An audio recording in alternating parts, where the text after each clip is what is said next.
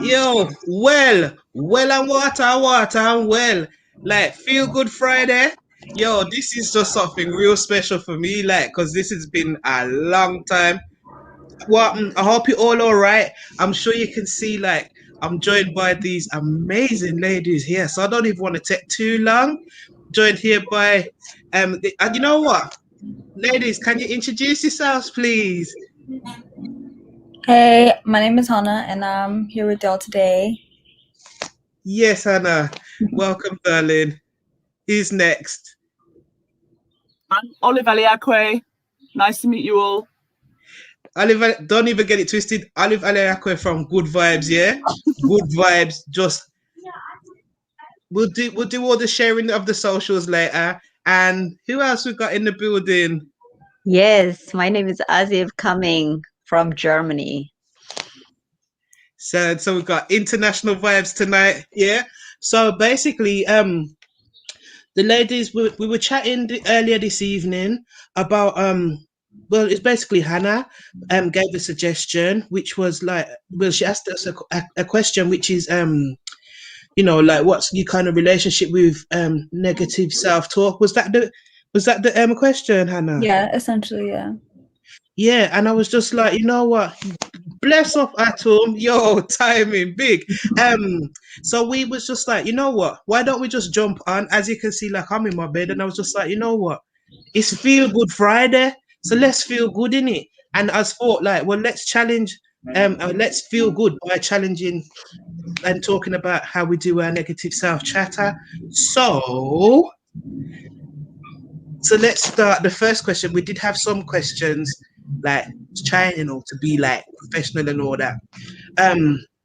So the first question I feel would be like, how do you catch yourself like doing negative self talk, and how often do you catch yourself doing it? And anybody can jump I in. mean, I'll start off, I guess, because I suggested the question. Yes, I've been thinking about negative self-talk a lot because I've been getting a little frustrated with people around me because they have negative self-talk and it comes out, and then I already have negative self-talk I'm battling, so I don't want to be in environments, so I'm trying to talk to people around me about it. But I find myself like when I'm being hard on myself, mostly is when I have a lot of negative self-talk. When I'm trying to do something new, something I don't know how to do, or things like that, I guess. thank you. That's brave. Anybody else want to jump in? I can chat. So basically, how often do you wait? What was the question again? Like, How often do you catch yourself doing it? Mm-hmm. so yeah, I would say often, I guess. Okay. All right, who wants to go next? How do I you just catch need help with yourself? that kind of context. Sorry, go on. Say that No, again, go ahead, go darling. ahead. No, I'm just trying to think in kind of context. So I'm listening first, and then if something comes to mind, because I'm not normally one for. I mean, I need a kind of a framing of what it is. Negative self-talk. Is it doubt or self-esteem or context? It can. I guess we're just kind of exploring that, because I guess it can mean slightly different things for different people. Negative self-talk is usually like, I don't know. It could be like telling yourself. Yeah, doubt is one of the things, definitely. It could be telling yourself you can't do something. It could be like or just being very harsh on yourself, like the tone, how you speak to yourself, how are you talking to yourself? Like, are you being nice to yourself? Are you being gentle? Are you being really hard and like sharp?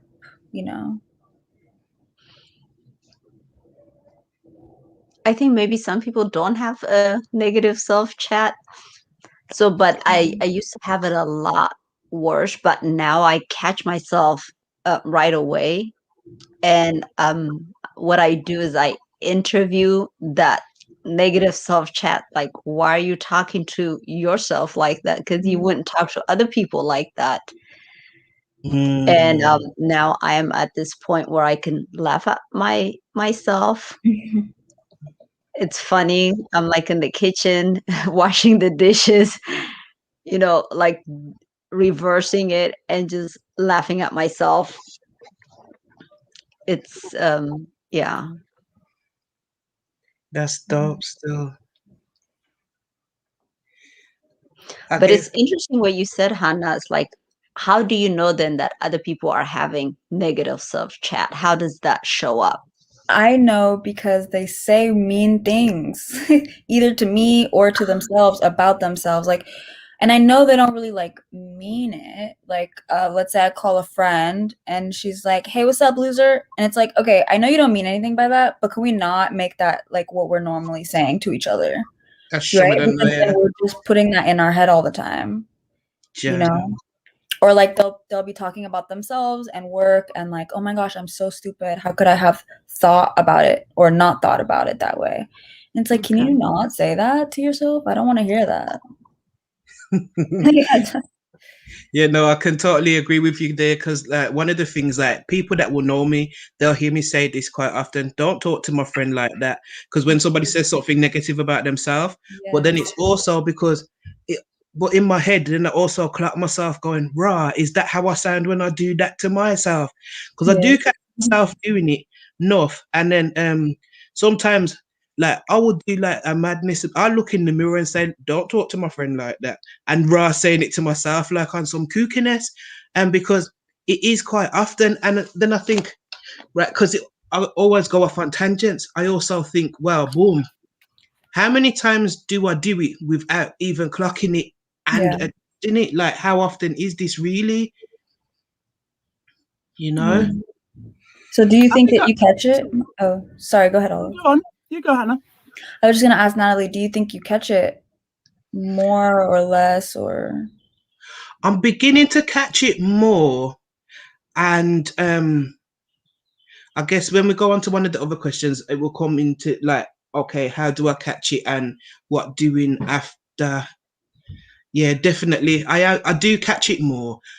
Well, I tend to have lots of conversations with myself anyway. Lockdown. It's a good conversation to have. It's good company. Oh, bless you, thank you. But with any of us still, wow. So the first thing that comes to mind as you guys are talking, I don't know how to frame it, but that's why I needed elaboration on it. So the first question is, what has helped you to stop negative chatter? I don't really have negative chatter. I think I'm kind of absorb other people's about themselves. And to absorb all of that, it's that kind of right, simple examples that came to mind when you were talking. I remember just being at an event and there was I think I was just catching up with an acquaintance. My husband and I were just there, very friendly vibe, and it was I can't remember the context, but I said, oh, I can't do that, and the guy said, I don't want to hear can't.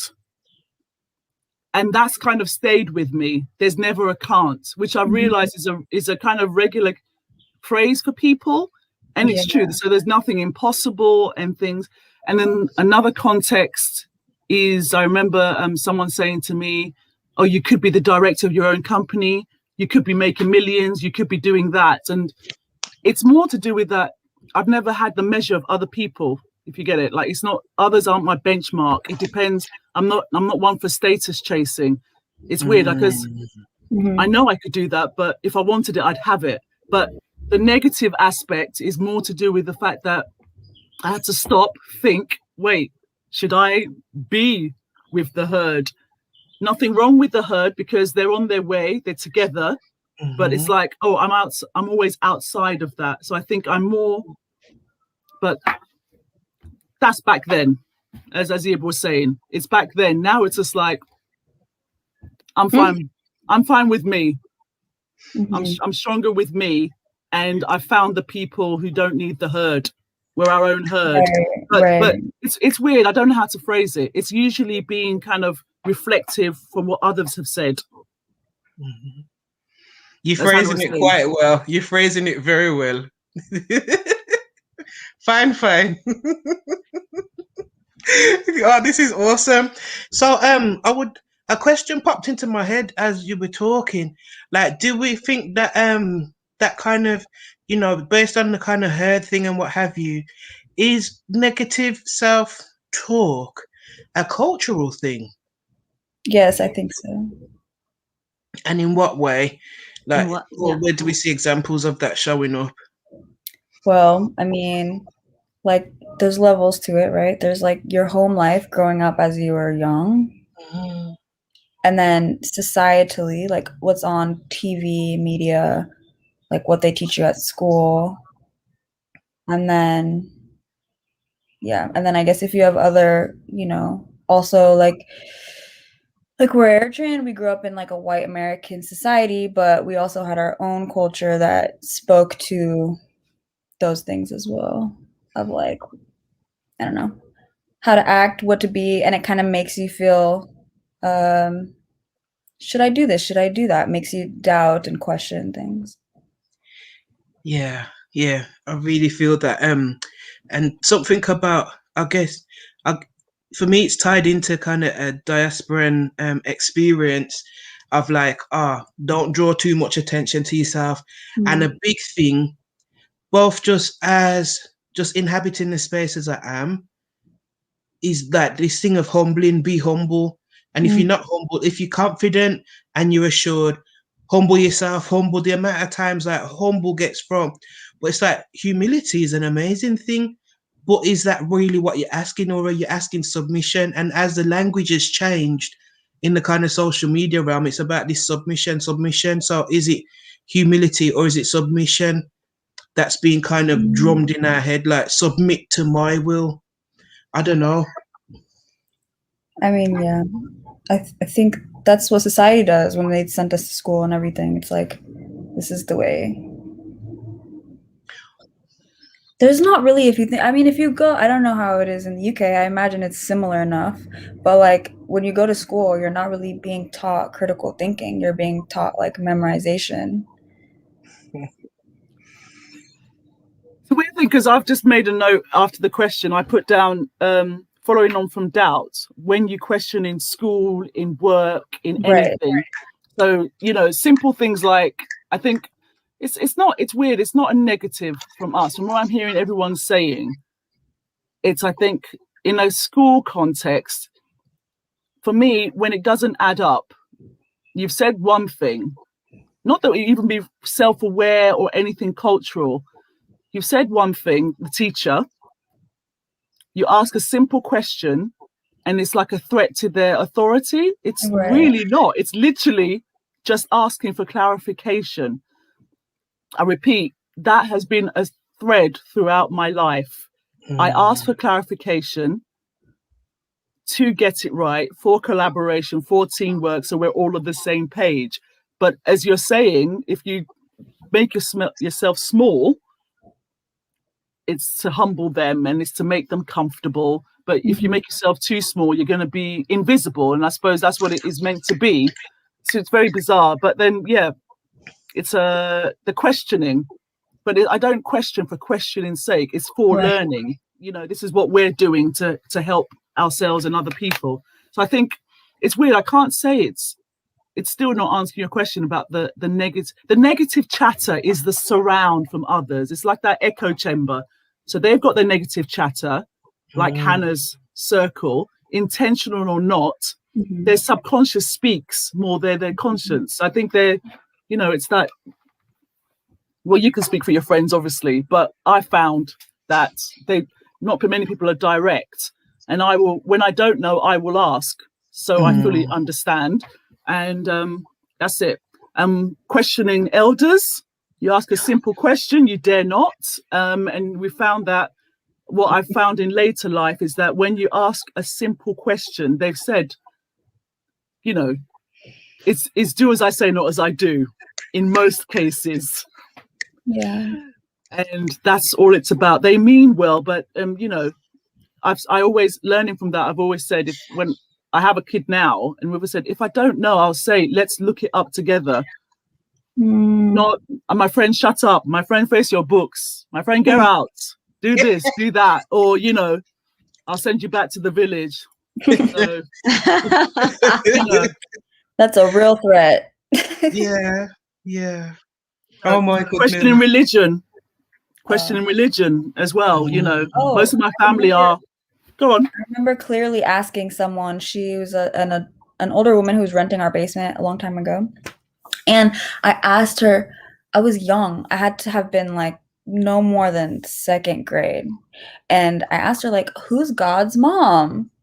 Because everyone has a mom, right? Excellent.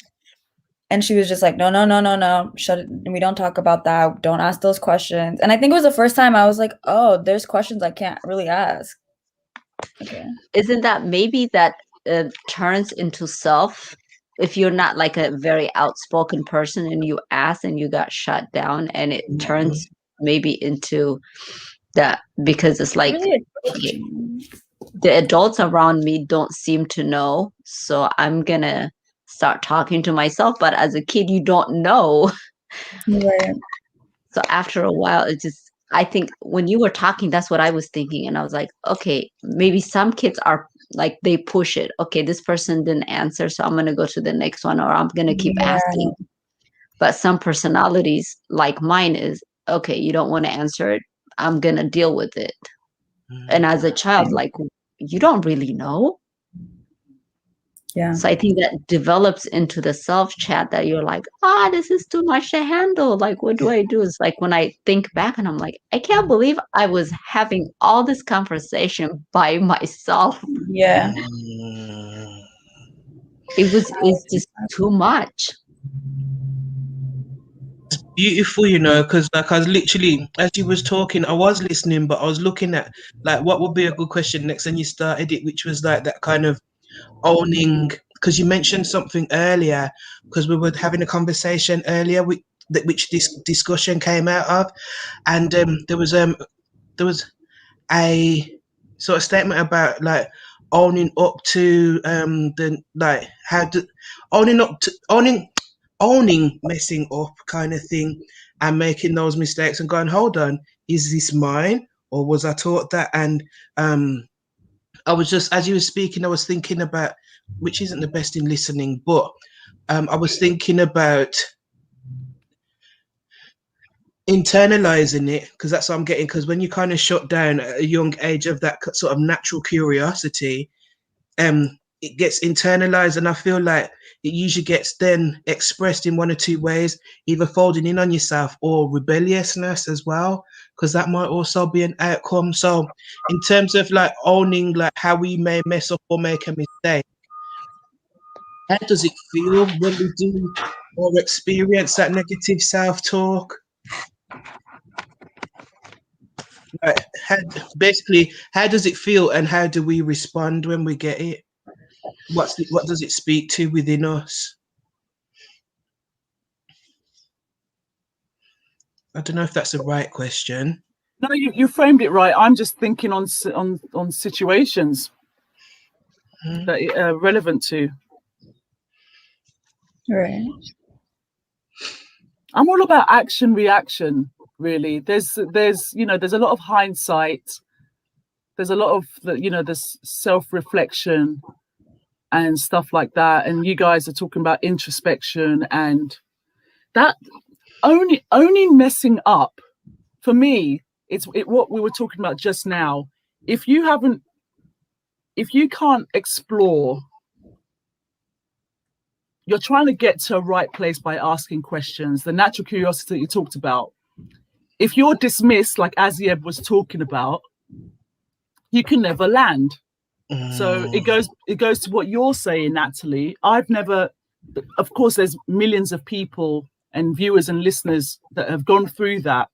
For me, it's about, right, my intuition knows something's not right. I go back to the equation. What you've said that, but you're doing something differently, whatever the context. So my thing is that for simple thing, we're raised to say sorry. It's our natural thing. Sorry, but that's a simple thing. Like if you fall down from young, sorry, The negative thing, we'll talk about culturally, in a societal way, we say sorry before anything. We say sorry and own it, and we haven't messed up. someone bumps into you, I'm sorry.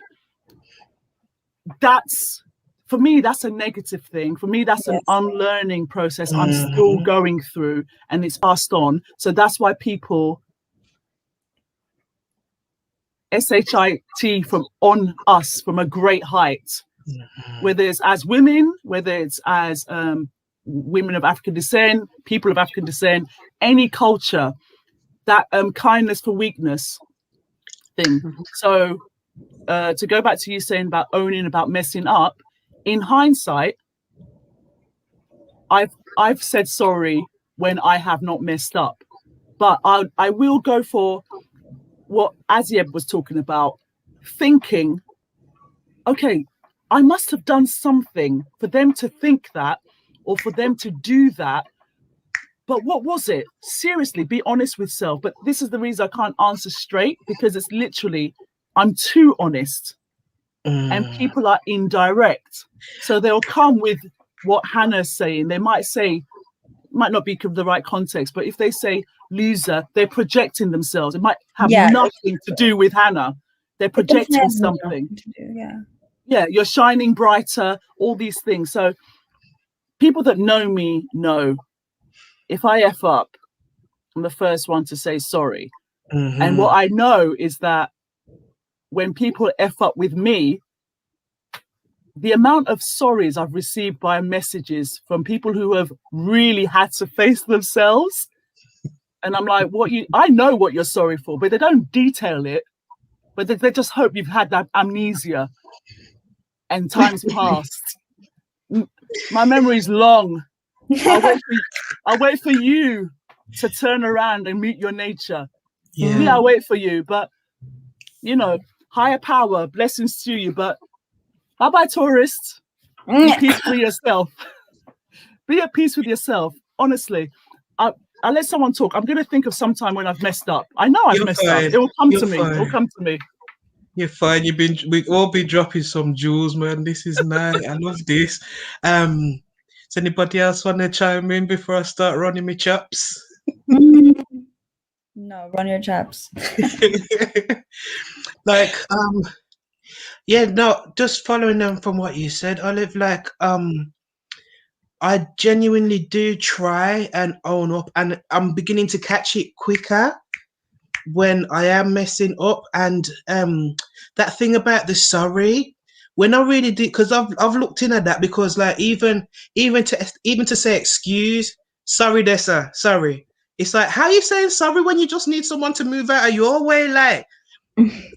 Oh, you mean? But it's just so natural.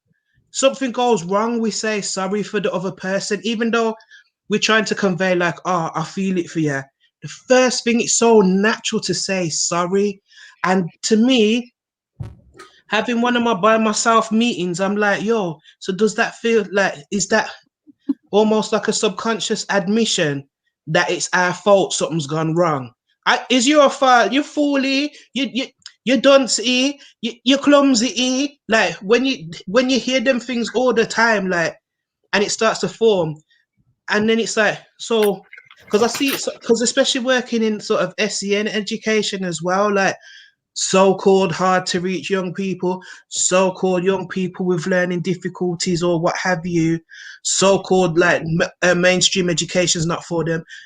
Probably right, because it's not, because you that said it, I can't remember who said it, but I know one of you said it about the education. No, it was you, Olive, saying it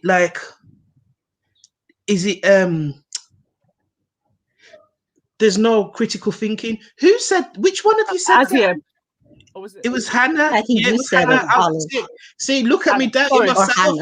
See me doubting myself right there, because I said Hanna first, didn't I?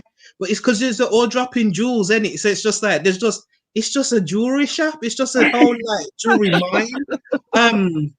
But honestly, the granny bread's there. But it's that thing of it's just conditioning. For okay, you call somebody by their last name, but they could call you by your first name, so they can be intimate with you, but you can't chat to them. What time to go to the toilet, what time to do this, what time to do that. It's not very person-centered. And I say that to say this, I find that again, you find some young people that will just chip out, they're not interested, and would like some just to turn up to tick the box and their parents don't get into trouble. And then you get some that just rebellious as all get out. And then because of our inability to cope with the behavior that we've collectively created, we then say, well, we don't know how to deal with them. Yeah, we do. Kind of like listen, because most of the time when they're being rebellious, put it this way, I haven't come across a young person kicking off that there hasn't been like an actual reason. When you like in our real life, when you look and you say, well, yeah, this person maybe wants to stretch their body and move around because they've got all these hormones and everything raging, and we're telling them to sit down and be quiet. Like, really? Like preparing them for the workplace, like to be the hamster on the wheel, just going round and round and not go nowhere. Or, that might be, and that's okay if that's what you choose to do, but I don't know if that's conducive to education. So, like, I find myself being rebellious in ways where, okay, they say if you talk to yourself, it's madness.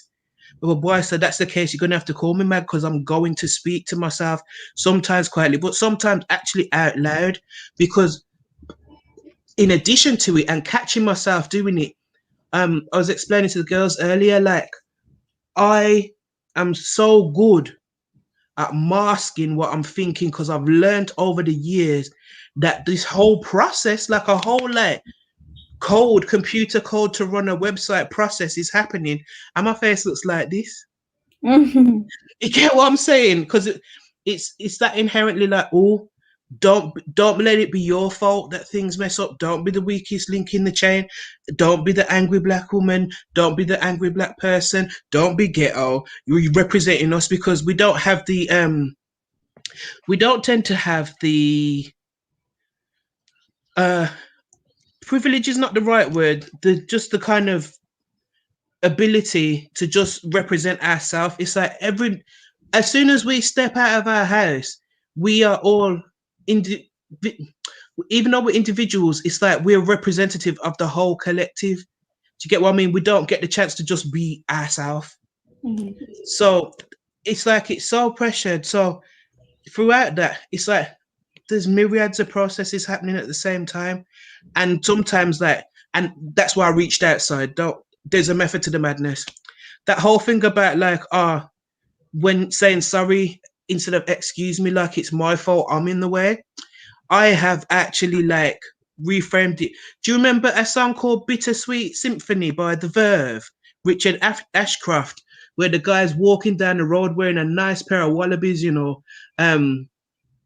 walking down the road and people are bumping into him, and he's going where he's going, and the shoulder bunks, boof, and they're just moving out the way, and like he's walking and there's a car and he just walks over the car. Mm-hmm. And I've practiced that because I'm not a small girl, I'm not frail, so how am I the one that's trying to move around and be small? I'm not small, my friend. So if you see me, call me really and truly, what is it in you and your self-chatter, and what is it in me and my self-chatter that makes me always the one to move? So I purposely have done exercises where I'm saying, something, lock your shoulder, my girl, and make we see what's really going on, and just walk. And you see people bunks, and no, I'm not saying sorry either, because I'm not sorry. That's really good. And I think it goes back to what Azieb was saying. Am I pronouncing that correctly? Yeah. Okay. Thank goodness.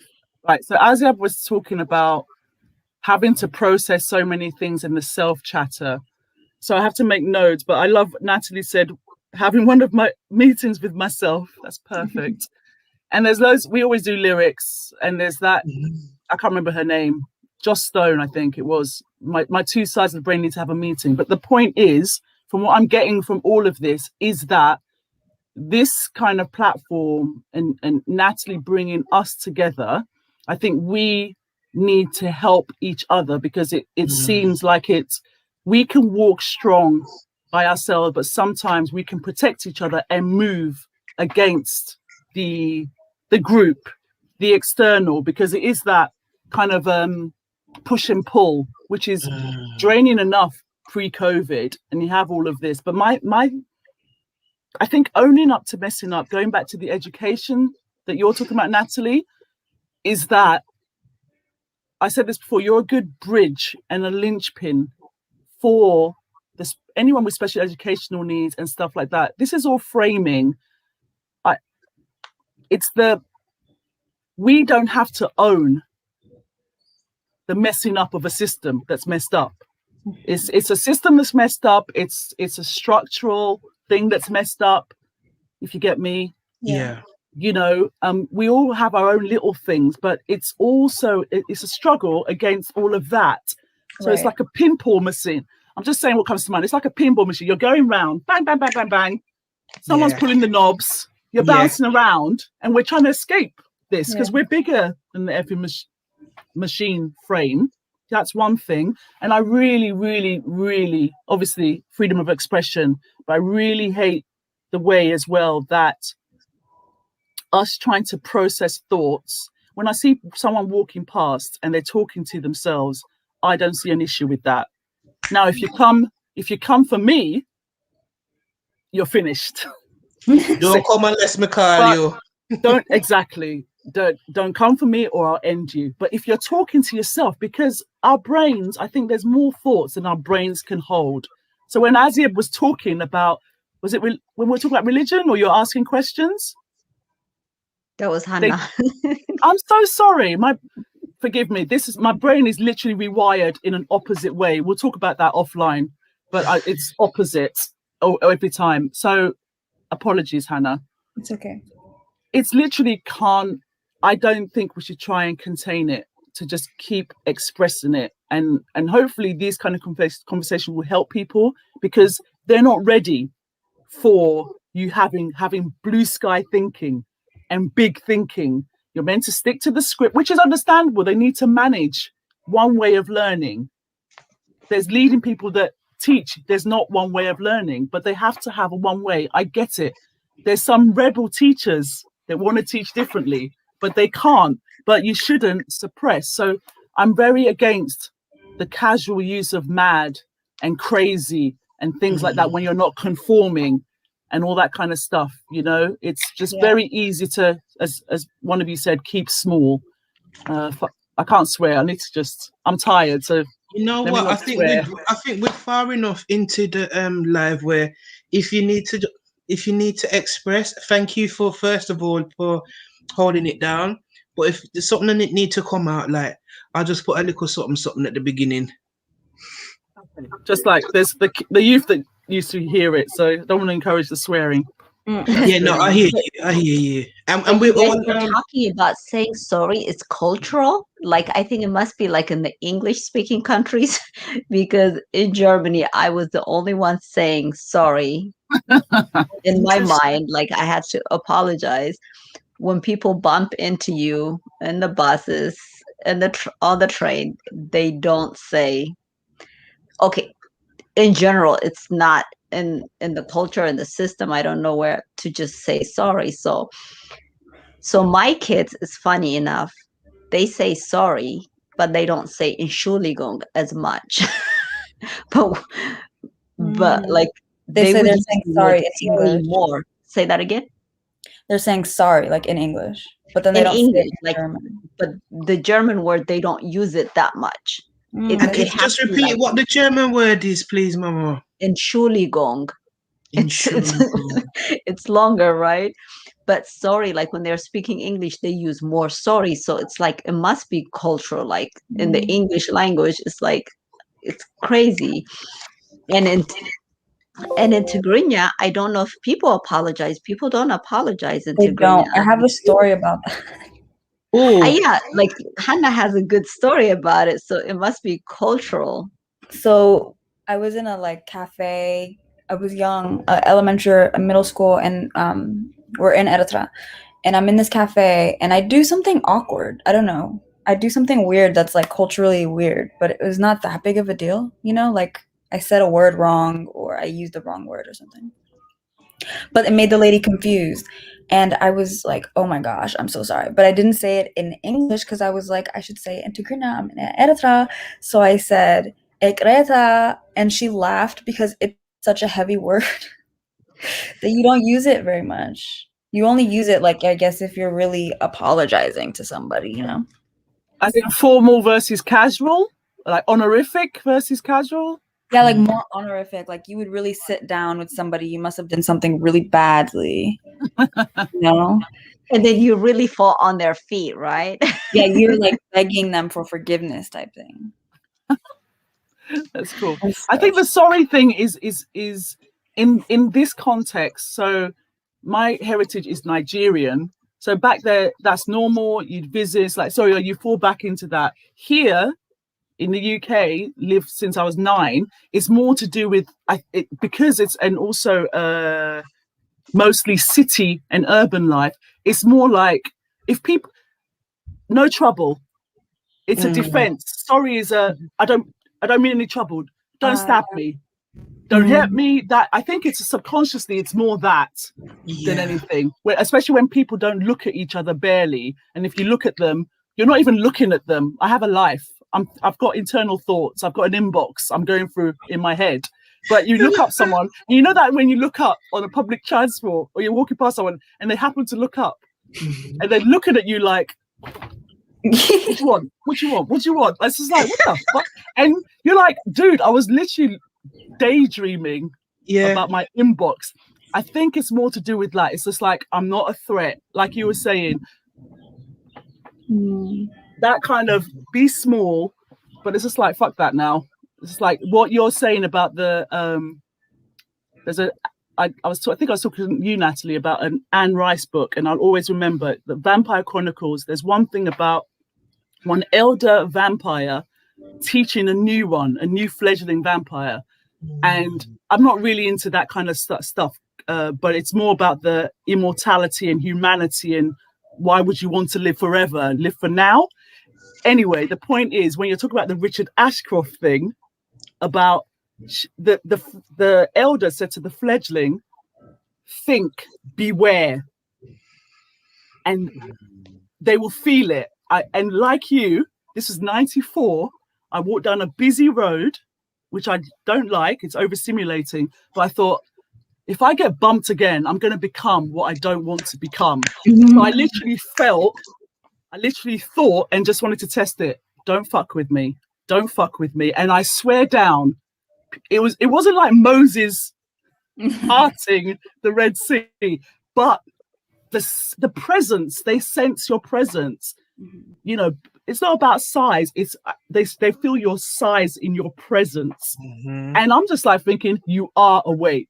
You're not just caffeinated. You are awake. So I love what you're saying about that. I'm going to rewatch that video because he was like, I used to watch. I was like, he's an arrogant prick, but actually, now you're saying that. Yes, I saw right, it and I loved it. It's something I wanted to do. Annie had on Wallabies, like, because I'm a hip hop girl, so it's just like, yeah, and obviously like having Jamaican heritage, obviously via home, but obviously I can't pinpoint, but it's like him have on him Clarks, yo man, a bad man, and he's just boxing, man. I'm like, yeah. Because you know how many times I've been there, and people just thinking they can bounce me, like say my name is, I don't know, Wacky Warehouse, like, and it's not that. It's very not that. Like, I'm not doing that. Like, I'm a nice person. I make allowances. If I see somebody walking with a pushchair with a mommy or pop, I'll move to the side, the curbside edge, and make the pushchair go inside. Like, I do that if I see the elderly and whatnot. Somebody with a suitcase, da da da da da da da da da. Like, I know how to conduct myself. So just like you're saying, they know that they're being wrong. Like, you actually know that you're doing a madness, fam. That's why they're part. That's the proof that they know. But they're just banking on the expectation and then socializing me to feel like it's my fault. It's not my fault. You know, I was just thinking about something. I was like, what would if like we could see everybody's like self chat? It doesn't have to be negative, but everybody's self chat like in a matrix. Like that'd be overwhelming. Yeah, I love the bubble speak. I'd love to see the bubble speak, and then it would be overwhelming, but I'd like to just swipe it out of the way like a cloud and just walk past. Yeah. If it was negative, I'd be like, yeah, but I'd love that too. I'd be very curious. But if our brains work the way we're talking, and it's said that we have so many things functioning at the same time, Hannah's right, but it would be interesting, because I think there's a lot of our things we can brain would get get for. used to it too, because we can train our brain will be training in a new way.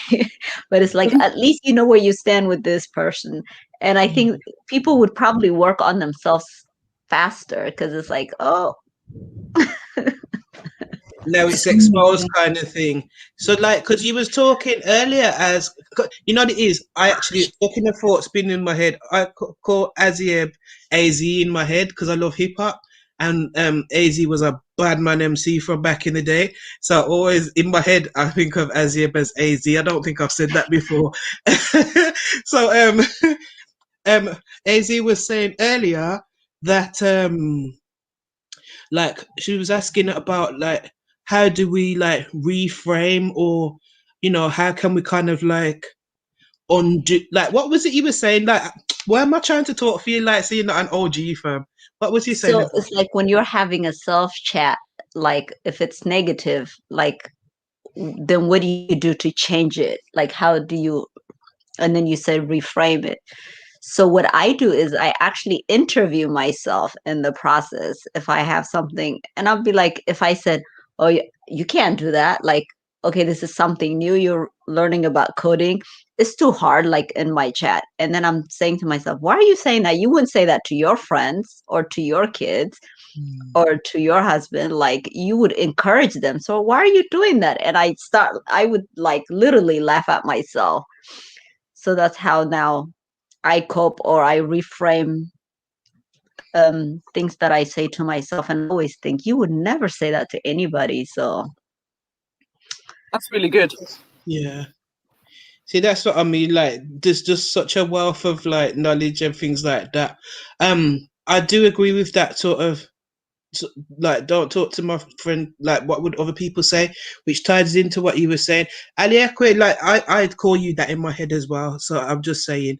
That's fine. It's preferred. It's fine. Okay, cool. Okay, cool. Yeah, because if you notice, I always hesitate when I say your first You name. pronounced it right. You're fine. All right. Yeah, man. So Aliakwe was saying that you know, about the thought bubbles over the head. And that was Azieb. Sorry, Azieb and was saying about the thought bubble. Sorry, sis. You know what it is. I struggle. Who was it now? Black Dot from Urban X podcast says, yeah, it's hard to walk and chew gum. I was just trying to shoot. Oh, there she is. Anyway, it's fine.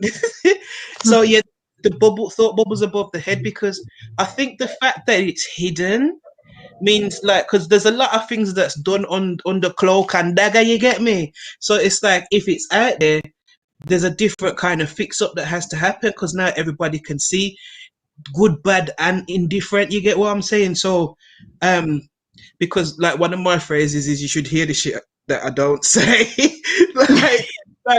I'm not even gonna lie today, yeah. Because one of the things I do is I have conversations like actually out loud, especially when it's one of them where I get frustrated. Like, yeah, you should have said that. Why didn't you say that? Because I get frustrated that I can't think quick enough to come back and clear a bish sometimes. Like, you don't want to end up in jail. Yeah, all them things, and the safety, and you know what? I'm too beautiful to be rolling on the floor. Don't get it twisted. I'm a warrior. That's right. And me can clear, send them to the butcher shop, me chop, chop, chop. But I'm too beautiful to be fighting. Like, you know, the warrior is for me, the warrior is for protecting my loved ones, you know what I mean? And I will go to war for them.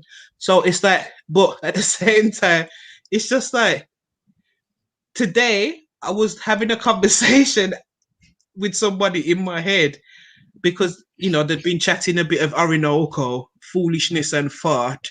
And Pack of farts.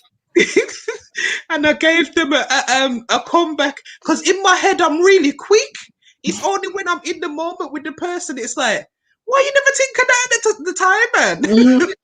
And I burst out laughing in here. You'd have thought there was 10 people in here. The way I burst out laughing, and that's one of my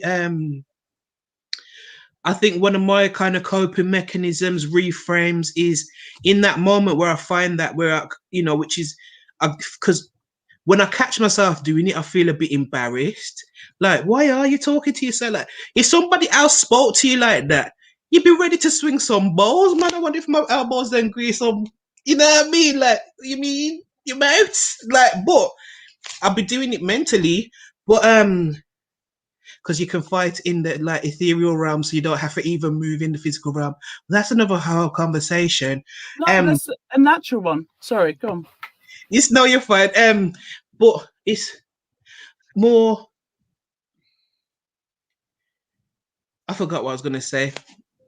Sorry for cutting you. I don't think you should be hard on yourself for that, because I honestly have.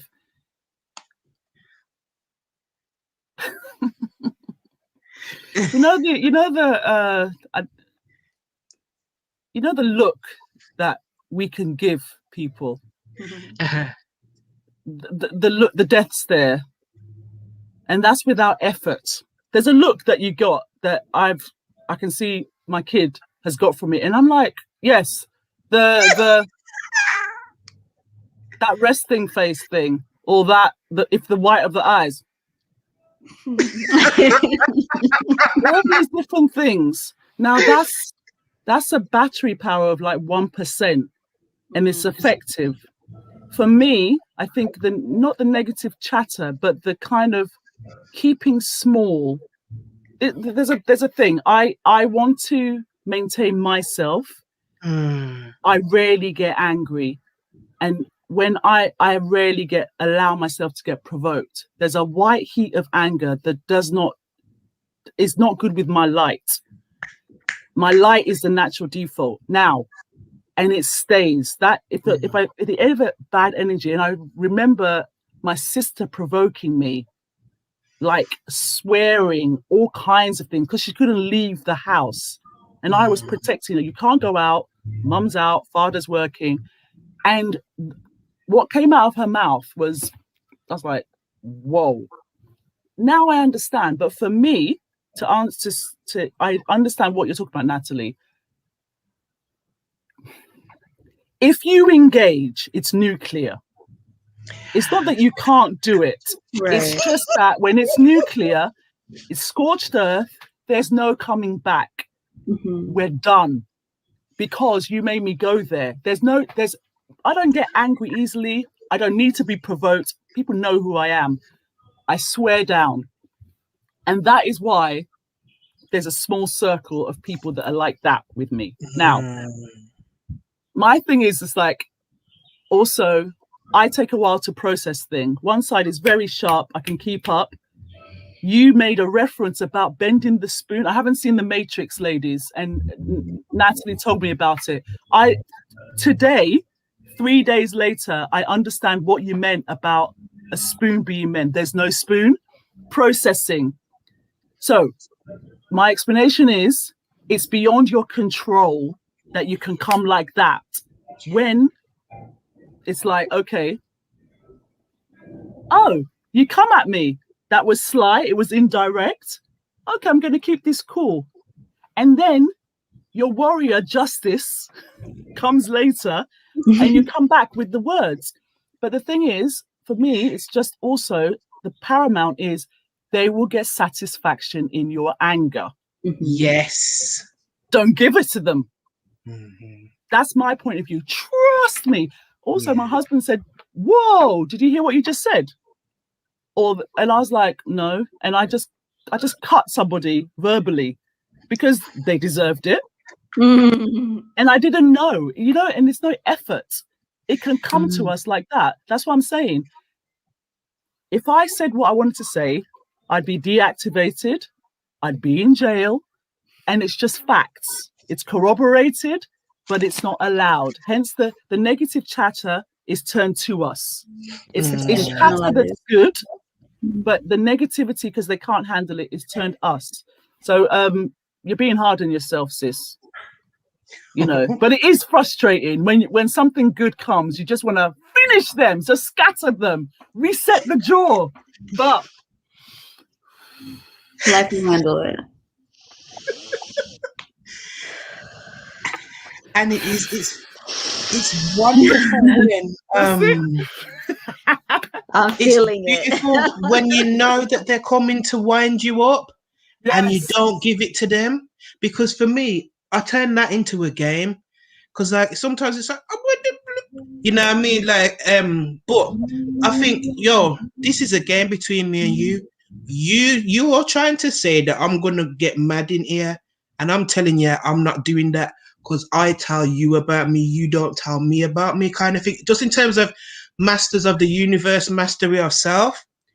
And it is I think it was either like Robert Greene or one of them books, like Conversations with God, or one of them that I read like when I first left home and that as a youth.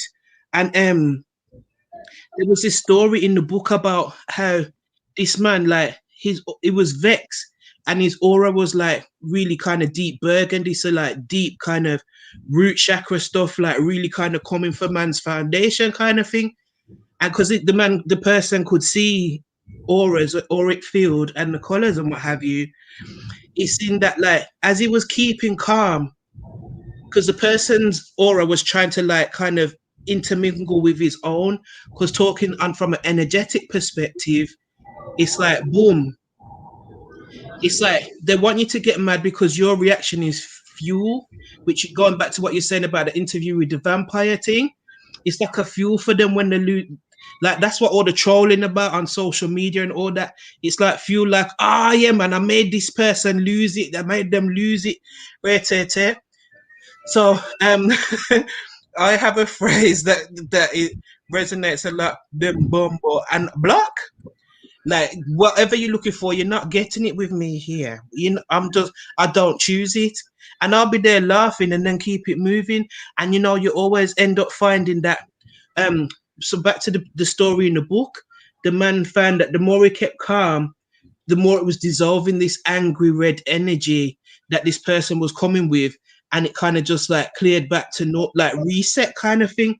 And you do find that happening. Like it's like if somebody's kicking off, they want you to kick back, and unless they're a total just disagreeable spirit, which very few people really are completely disagreeable. I genuinely believe that there's only a few people in this planet that are completely like, that's just them, like some Manson kind of vibes. You get what I'm saying? Do you believe that?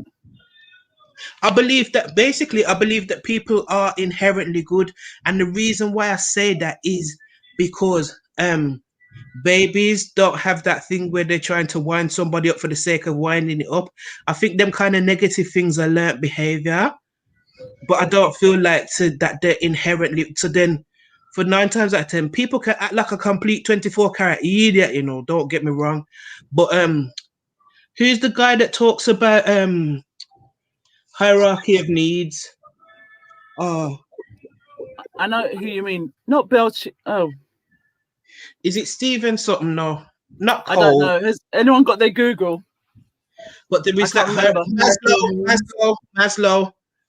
Maslow's hierarchy of needs.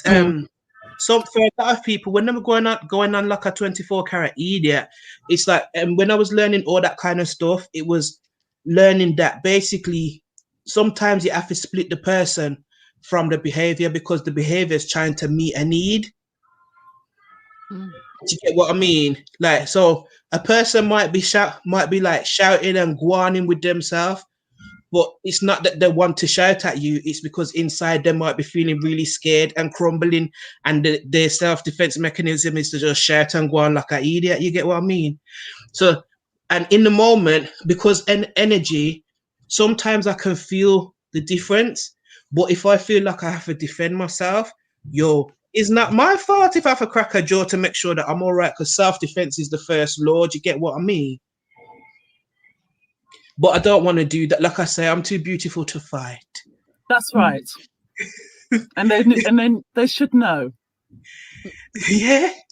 And I'm also funny, and that I'd rather be funny, man, because laughing releases endorphins. That's why the gang of shit are chatting here to myself and be bossing up as well. Like, whether it's remixing tunes and singing them in patois, because I think that's hilarious. I swear that, like, even down to the same the Lizzo tune that I just said, "It's not my fault." It's like, "It's not my fault." Just stupid stuff like that's what you're talking about, the coping mechanisms. yeah. We need it. I am one of the best things about social media and these kind of platforms and you guys, I'm in disbelief that it is a miracle that humor can be found. Right. Honestly. It's amazing. Yeah. Honestly, it's just like, I give thanks for comedians, for creatives, anybody that can, because sometimes you're like, what the F? Memes? Damn.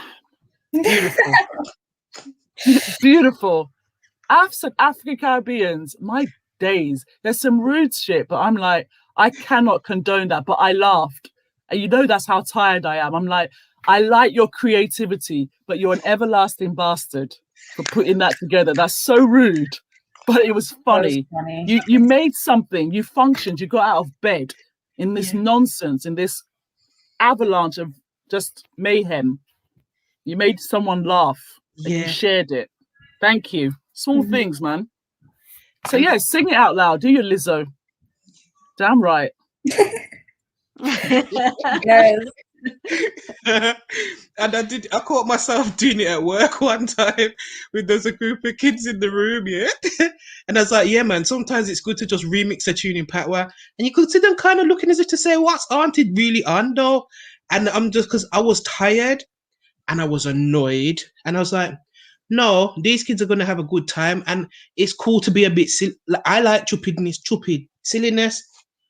I'll go up for that. So then I started to sing this tune in patois, and the little girl just busts out laughing here and there. That's a whole mood. Oh, she felt you. It was wonderful, and yeah, it was that kind of connecting with that playfulness and sharing that instead, and then the mood done for them, and the session run nice. Yeah, man. It's all good. What other coping mechanism? It sounds silly, but counting to 10 sometimes. Counting out. Yeah. Really helps. Yeah.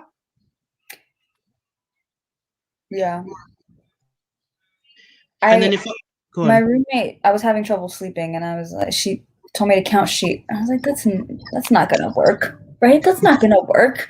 But I'm gonna try it. And then I started counting sheep backward. But what I did was I was visualizing the sheep going into their barn one by one. So it helped. It did help. Yes. Weird how it does. I know. I need to stop analyzing. I'm kind of like caring less, but it actually does. No. You're saying counting though. I'm even still, I was saying that some things, some lyrics, some phrases are only just making sense. I haven't seen the film, I haven't read the book, but Waiting to Exhale. Everything is here. Yeah. It's all like this. And I swear down, we make sure there's peace within us, there's peace in our home. And we have our time, make time for our kid, and that is it. Make time for friends. But I'm still like, it's all here. And what I'm realizing is it's my husband said, it's like, it's because you don't cuss enough. And also it's because you need to drop kick somebody. You just imagine drop kicking somebody. Yes. And I went, I can't do that. I can't wish that. And then you can. I went online and read some headlines and saw the same trending topics paid for. And I imagined it. And I had a good sleep. I had a good sleep that night.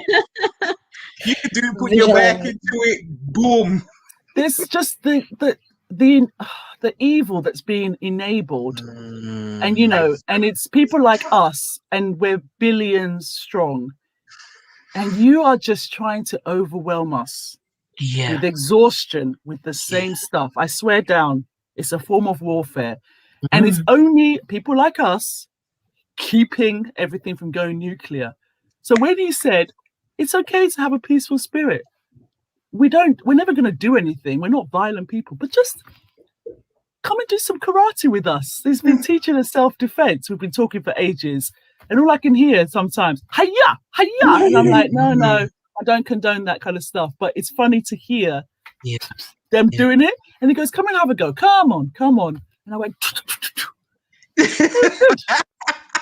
it was good, actually. I get it. I get it. Yeah. I don't, I have to allow myself from time to time that coping mechanism. I'll try that. But also Zoom. Things like this is a good, it's a positive distraction, this. And then playing music, kind of like got a thing as well. We're just, less chat, just dancing. It's Ali Akwe's request party. That's it. I'll send it to you guys. And it was just literally, I can manage 2 hours. I've got the energy for that. Set it up, put your tunes and play it. And we don't have to talk. Do your laundry in the background and it'll do it. I'll send it to you guys. We'll do a request party because how much more talking do we have to do for these fools to listen? I beg, it's enough. Seriously, it's a lot. This is really nice for me because normally these are conversations I have in my head. So to be able to have them with my sisters is like really powerful and very healing. So sometimes that I guess is it's that thing of exposing it because I had a bit of a meltdown this week, and somebody who is very emotionally intelligent, very patient, very just the perfect person to be vulnerable with. It was in front of them, and that thing of if people can see your inner, and that whole thing of like forgiving yourself, because actually if them can take you at your worst, them can take you at your best, and they deserve your best. There's that too. So that for me is like, okay, sometimes the negative self-chatter is a benchmark to say, you know what? If this is my kind of worst negative talk, I'm not doing that bad because I see people act out way worse. Way worse. Like, because a lot of the time, my frustration, I'm mostly frustrated because I can't go as quickly as my mind can conceive. It kills me. It absolutely kills my spirit, kills me slow. It's like, even with this, so I get frustrated a lot. And I know that I can be enough to deal with because it's that thing like you were saying, Ali Akwe, it's that I know that I'm a massive spirit as well as being a physically large presence as well. So it's always being mindful of that and trying not to railroad. And because at heart I'm a big kid, it's like that thing of just like running into the room, guess what? And it's like, that read the room, sis. And it's like, oops. Because I'm proper awkward. Like, I think my rising sign helps me to cover it up because your rising sign is how you're perceived. But fam, I'm awkward. Like, I don't wear heels. I'll trip over. Not even my own foot. I'll just trip over. Like, I'll just trip. I'll be in here, and I'm going from here, yes or so to this or so. And buckle, how? It's on a flat surface. There's nothing there. How can you trip over your own actual foot, fam? So, like, when I saw... that means somebody's thinking about you.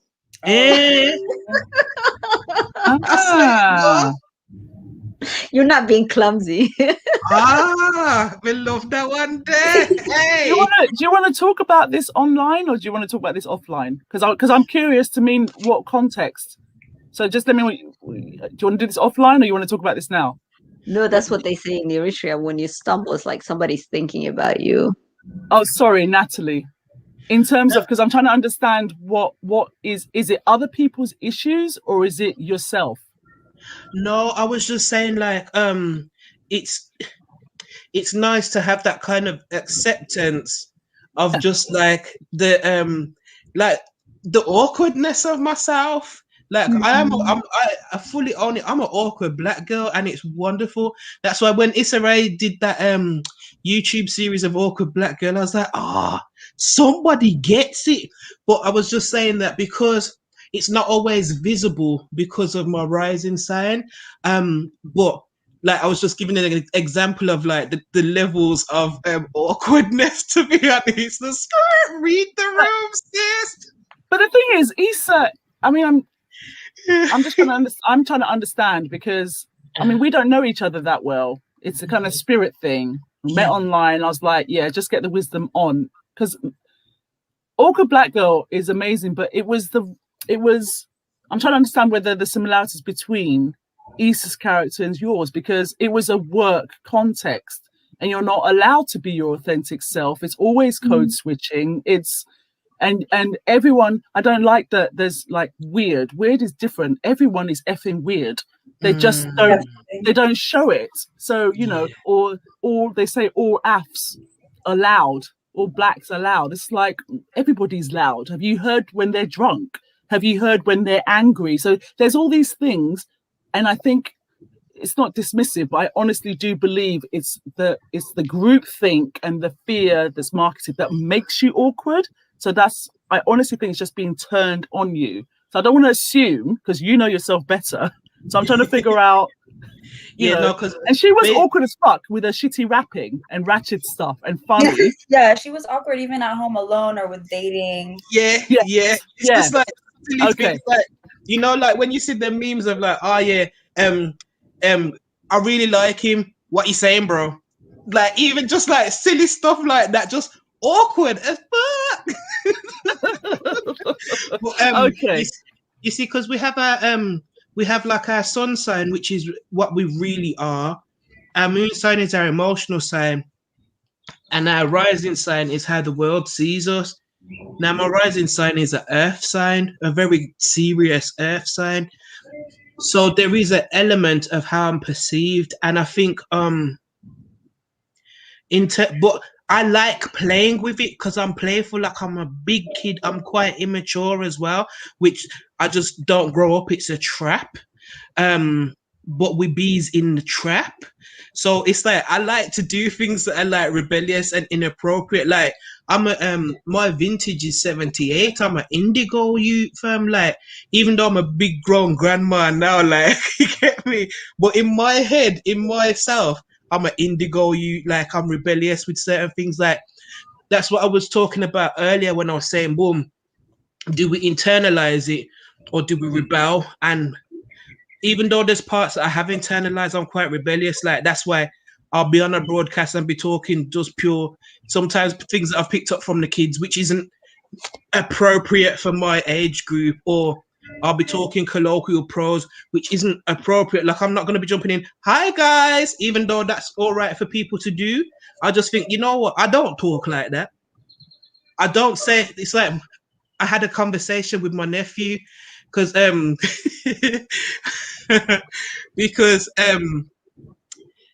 like Azieb heard my sister, like when Azieb and myself was on a video call, Azieb heard my sister on the phone and she noticed the difference of her accents.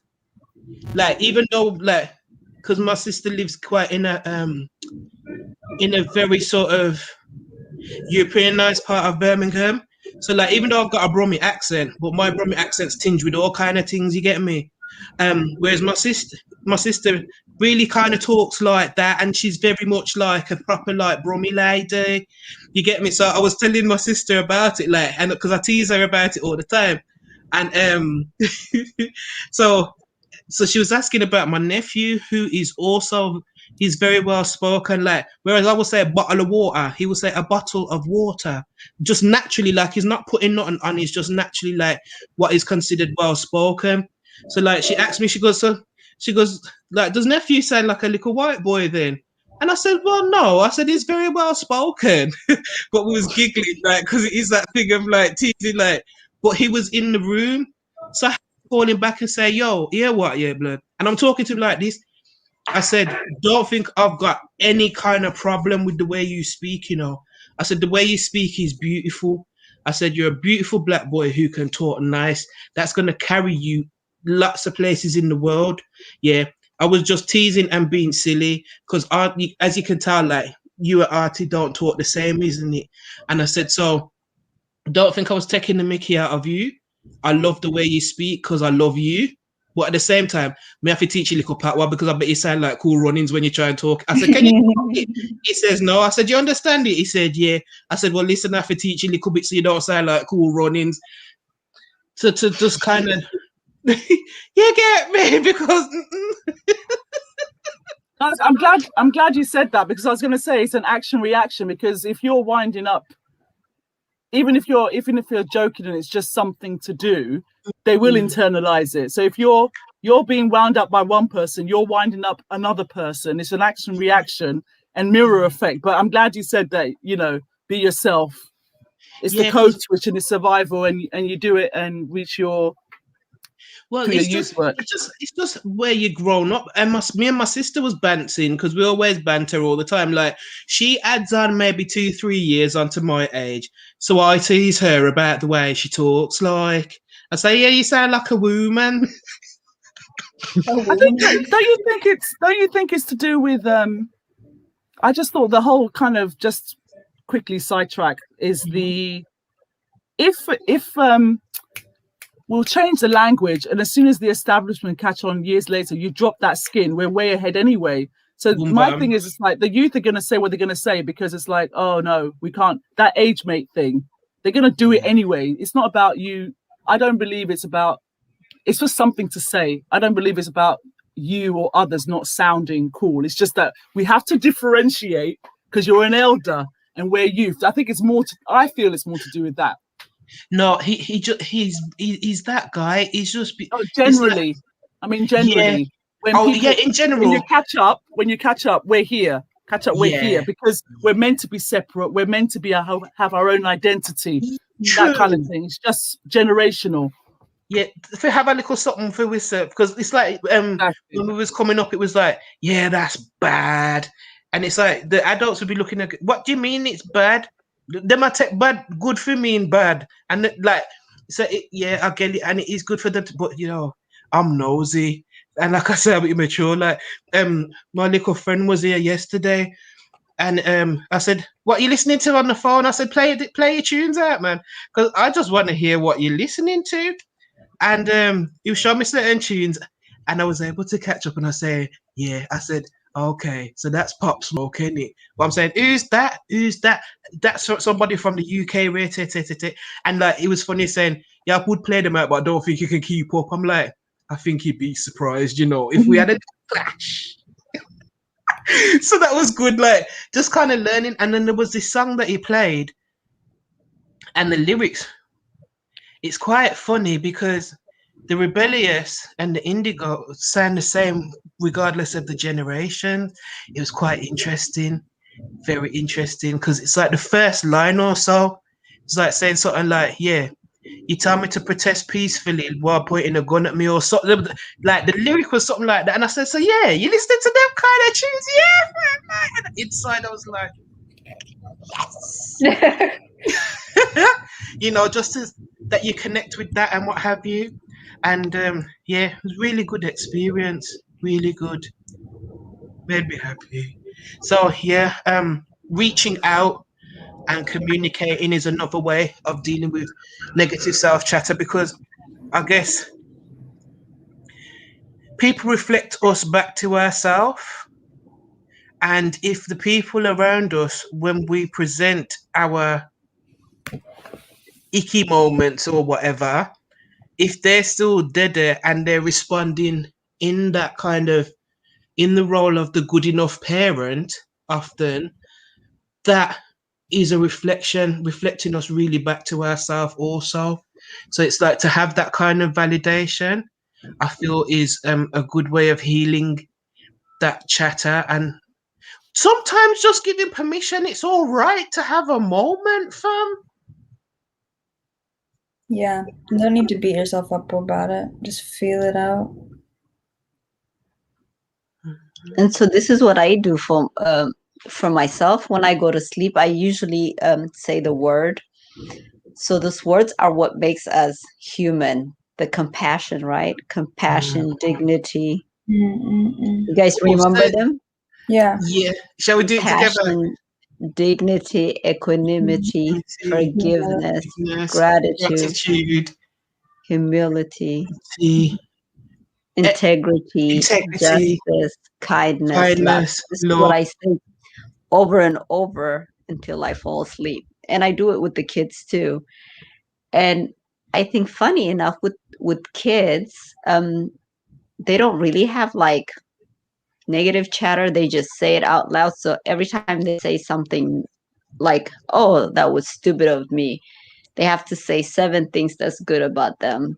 Nice. So it's like to kind of like already train their mind, because I don't know how it is in England, and I forgot now in the States, but here a lot of people say, I'm not dumb. Like, just, I'm not stupid. Like, nobody says you were like, but it's like people just use that. It's like it's so common in the German language when people talk to each other. So I said, don't say that. So that's how I cope, and I cope with the kids, so they don't have that. I'm sure they're gonna have their own, but that as long as they are at my home, they're not allowed to say things about themselves that are not nice. And I use what Natalie says: don't be mean to my daughter, don't be mean to my son. And it's just and it's like, okay, it's, instead of like directly saying don't be mean to yourself, it just it frames it in a way. Say that again. It like frames it in a way that they can think about it really frames it about themselves. Yeah. Or I say that even now to friends. I learned that from Natalie. When somebody says that, and I'm like, don't say that. Like, I would say their name. Don't say that to my friend, like Natalie. And it's like, okay. Yeah. Because it's nice in that moment to know that somebody owns you and cares enough to kind of intercept. Like, that's healing, very healing. I've been a recipient of that as well. But I to just go back to where we started. So like, how come some people have like more, like there are those people who have negative chatter about themselves and those who don't? So is it the people who are more outspoken, or who are, maybe they just have more tools to cope. They've found the tools to cope, or the spaces to be themselves. I don't know. I think it is that, without going into private stuff, I think it is, for example, if you've got multiple siblings in the same family and they're totally different, you've got the same nurturing from whichever guardian, parent or parents, and it's different. It's basically what you've been blessed with your ancestors with, or whatever chemical balance you have, or whatever kind of obviously what you've been exposed to as well. Because you just said sorry, in school, I'm just having to think back. I've noticed that my husband said the same thing and I've said the same thing, and it's passed on to our Pekin, in that we never followed the group. I would be like you guys, in my own head, very studious, go to the mobile library. Even when I was back home, I lived in Nigeria and Liberia. We had to come here after a coup d'etat, go back home, come back here. Simple things like breeze blocks. Go to the neighbor's compound, make a home out of the breeze blocks. Be self-sufficient with what we had. I don't remember having dolls. It was outdoors, or with the goats, with the chickens, running around, seeing the hawkers with the plantain chips. I always been with friends, but also with my own company. but then it's definitely come from a formidable family tree where there are a lot of alpha males and a lot of alpha females from about 11, 13 big families. And yeah, if you're not strong, you better fight it out. But then yeah, you come here. I was very protected. I'm the eldest, and there's a lot of love in our family, but that questioning, so there definitely is love with conditions. You question anything, there's the kind of like renegotiation of the conditions I found in later life. But to answer your question, I think it is to do with being, I've never followed, I've never stuck to one group. Like you guys make jokes as well. We are funny. I can tell from this conversation already.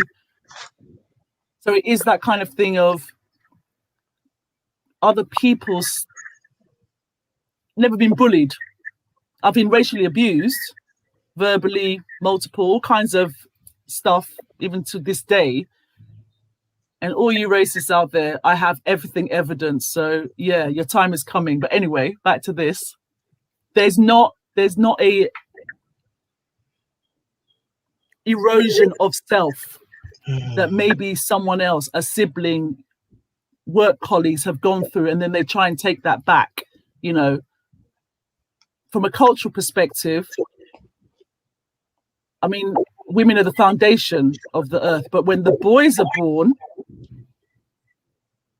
and I think that's the blessing and the curse, because there's so much love. It's, you know, they can't stand on their own feet. And then there's us who are carrying everybody on our feet. It's just, you know, for example. So I think there's a blessing and a curse in, even if you could have a strong foundation. You know, does that make sense? It's different. You know, it's different. That kind of the self-esteem, the lack of confidence. If you've been given everything, you can't stand your own 2 feet. There's no shame in being at home. I love a compound mentality. Of course, it's not conducive to city life and expensive life, but the irony is, post-COVID, we're all going back to compound living generations. We've got it, whether we want it or not. Yeah, it's going to head back that way. We're going back full circle. So yeah, there's this conversation that we're having, people are going to need to have it for real. You need to really have it to equip yourself. So share this. You're going to need it. You need some armor. This and the armor of a guest. Thank you, Hanna. Thank you, Natalie, for making it into this. Thank you, Hanna. Thank you, Aliakwe. Thank you, Azieb. I just think this is a really beautiful space to round up. So I'd just like to first ask if anybody wants to share their socials to follow. I'm getting used to like stuff like that. We'll do that first. Mine's on screen at Aliakwe_. That's it. All right, cool. And then if I could ask Azieb, just because I realized that I was chatting, like trying to keep up along with, but if you could share those the words again, and we can close out with that. We all say them together. No, if you say them, because I think it gets more confusing if we all trying to say it at the same time because of the delay, and I think it's just a really powerful way to finish. Should I just say them? Yes, please, Mama. Okay. Compassion, dignity, equanimity, forgiveness, gratitude, humility, integrity, justice, kindness, love. Thank you so much, ladies. And on this Feel Good Friday, we're out. Enjoy the rest of your weekend. Peace, love, and drink water. Yeah. A lot of them. A lot of it. Okay. Bye. Thanks, lady.